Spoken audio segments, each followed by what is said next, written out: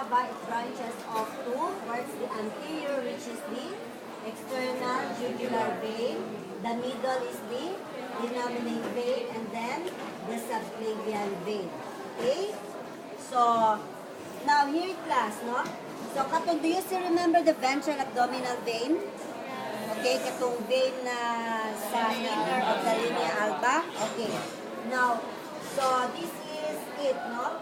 So, there are two portal systems in the toad. But in human, there's only one portal system, which is the hepatic. Now, in toad class, there are the hepatic portal system and the renal portal system. Okay? Now, the one that is here, no, from the lateral side, okay, diba, there is this mesonephric duct along the lateral of the kidney. And then there, class, from the lateral, there is also a renal portal vein. So, that is the renal portal vein, in which continuously towards the posterior, where it branch off, branching off here sa dorsal wall. So, this is the dorsal-lumbar vein. Okay, from the dorsal-lumbar vein, kana siya. Okay, so the renal portal, then it branches to dorsal, and then continues again. It goes towards the femur, which is the femoral vein.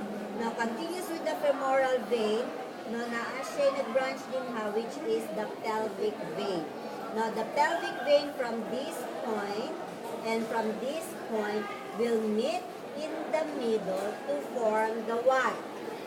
To form the what? The ventral abdominal vein. And then, anteriorly, the most anterior portion of the ventral abdominal vein, sud na siya dire sa liver. So that is the hepatic portal vein. Hepatic portal vein that collects blood. If it's vein class, it collects blood, okay, or it receives blood. Okay. If it's artery, it conveys, no? It supplies, okay? So the hepatic portal vein class, it receives blood coming from the digestive tract.